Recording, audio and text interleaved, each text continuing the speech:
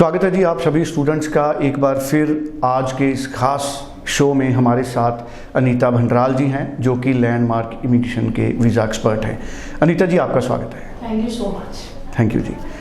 सो आज टॉपिक बड़ा इंपॉर्टेंट है। एक बार फिर से मई इनटेक के लिए कौन से बड़े कॉलेजेस ओपन हैं।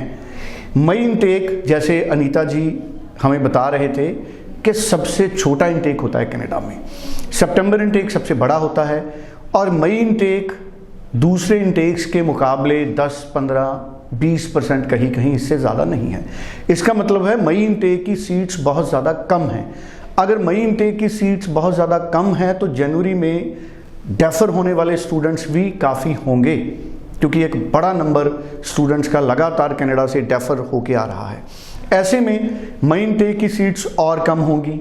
अब क्या मई इनटेक के लिए इमीडिएट अप्लाई करना ज़रूरी है या आप जनवरी इनटेक के बिल्कुल पास आके मई इनटेक अप्लाई करेंगे? अगर ऐसा करेंगे तो बड़ी संभावना है कि आपको मई इनटेक में भी ऑफर लेटर ना मिले। लेकिन हम प्रेजेंट की बात करेंगे, अभी मई इनटेक का क्या सिचुएशन है, ऑफर लेटर्स कितने दिनों में आ रही हैं, क्या अच्छे कोर्सेज अवेलेबल हैं जो स्टूडेंट की वेरिएबल एजुकेशन के हिसाब से उनको सूट करते हों। ये तमाम इशू हैं जिन पे हम बात करेंगे और कौन से बड़े कॉलेजेस मई इनटेक के लिए ओपन हैं, ये इशू भी आज के शो में हम उठाएंगे। हमारे साथ अनीता जी हैं। अनीता जी, सबसे पहले मैं जानना चाहूँगा कि कौन से बड़े बड़े कॉलेजेस हैं मई इनटेक के लिए जो अभी ओपन हैं, सरकारी हैं और अच्छे हैं? जी हाँ सर, अभी अगर हम बात करते हैं पब्लिक कॉलेजेस की तो ओंटारियो में मैक्सिमम सारे कॉलेजेस अवेलेबल हैं मेन टेक के लिए। जैसे Conestoga college is very good college, आपका northern college is available, Cambrian college में भी सीट्स अवेलेबल हैं, फ्लेमिंग कॉलेज में सीट्स अवेलेबल हैं।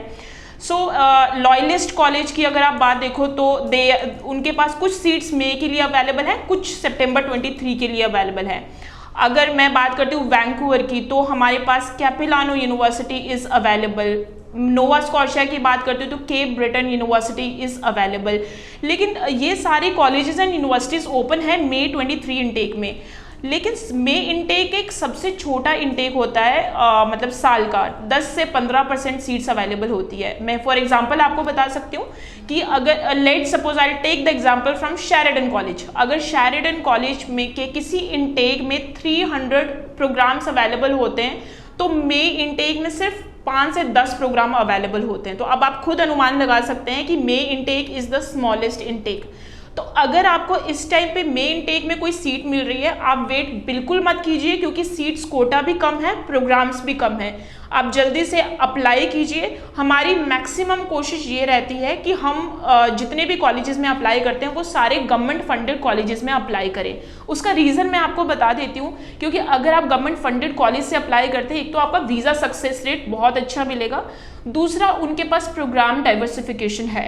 प्रोग्राम डाइवर्सिफिकेशन से मेरा ये मतलब है कि अगर मैकेनिकल वाला स्टूडेंट है तो हर गवर्नमेंट कॉलेज के पास कम से कम ज़्यादा नहीं तो 5 से 6 कोर्सेज ऐसे होंगे जो स्पेसिफिकली उस फील्ड के लिए बने होंगे। जैसे कि अगर मैकेनिकल की मैं बात करती हूँ तो I give you the example as well कि मैकेनिकल वाला student supply chain management apply कर सकता है कि अगर वो उसका मैनेजमेंट की तरफ इंटरेस्टेड है।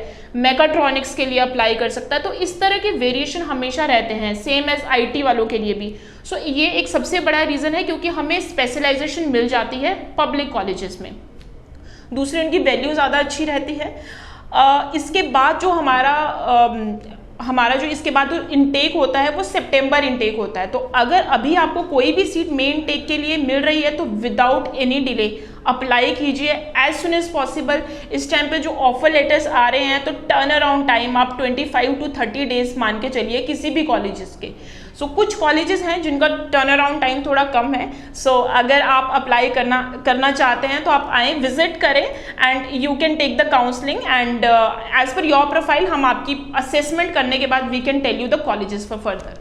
अनीता जी, कई स्टूडेंट्स का ये मानना है, क्योंकि लाइव शोज़ में कई बार स्टूडेंट्स कहते रहते हैं कि जब तक जनवरी के रिजल्ट्स नहीं आते, जनवरी ऑलमोस्ट कंप्लीट नहीं होता, तब तक हमें ऑफ़र लेटर अप्लाई करने की क्या ज़रूरत है, हम थोड़ा और इंतज़ार करेंगे, हम दिसंबर जनवरी में जाके मई इनटेक के लिए अप्लाई करेंगे। एक धारणा स्टूडेंट्स में ये है, क्या सचमुच अभी अप्लाई करने की ज़रूरत नहीं है? नहीं सर, ऐसा बिल्कुल भी नहीं है।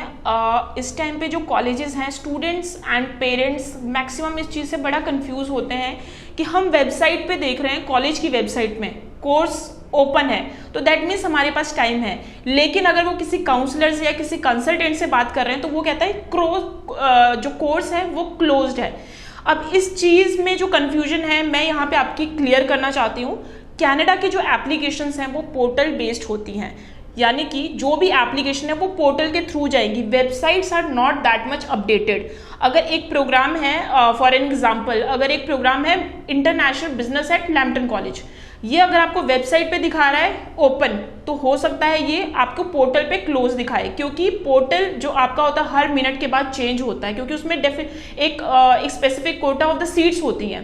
सो अगर आप प्लान कर रहे हैं, आप डिले बिल्कुल मत कीजिए, क्योंकि विद इन आवर्स जो ये सीट है, घंटों में, मिनट्स में ये सीट्स क्लोज होती जाती हैं। ठीक है, तो अगर आपका है कि मेन टेक अप्लाई करना है तो जनवरी तक मत वेट कीजिए, क्योंकि तब तक कुछ नहीं रहेगा। सो आप अप्लाई कर रहे हो तो आप अभी प्लान करें and you can apply your application. हम उस पर बहुत ज़्यादा रिलाई नहीं कर सकते। चलिए, thank you so much Anita ji. तो बहुत अच्छी इन्फॉर्मेशन अनीता जी ने भी हमको दी है मई इनटेक के लिए। तो मुझे लगता है कि सारे स्टूडेंट्स को कई तरह की क्लैरिटीज़ इस शो से हुई होंगी कि क्यों उन्हें कनाडा में मई इनटेक के लिए भी इमीडिएटली उन्हें अप्लाई करना पड़ेगा, क्योंकि अगर डिले करेंगे तो हो सकता है उनको कोर्सेज ना मिलें। और कनाडा में जो इस वक्त ट्रेंड है, आपको वेटिंग में अप्लाई करके आपको वेटिंग में लगना पड़ेगा। हालांकि रिजल्ट्स महीने सवा महीने में भी आ रहे हैं, लेकिन ये डिपेंड करेगा कि मई इनटेक के लिए डेफर कितना होता है और मई इनटेक के लिए न्यू एप्लीकेशन कितनी चली जाती है। तो उसके बाद रिजल्ट मई के तय करेंगे कि वो इन टाइम आएंगे या उनमें भी डिले होगा। फिलहाल thank you so much Anita ji. कोई भी स्टूडेंट बात करना चाहे, किसी ने ऑफर लेटर मंगानी है, 90413 90412 पूरी आप क्लैरिटी लीजिए, फ़ोन कीजिए और पर्सनल लेवल पे आके मिलिए। Thank you so much.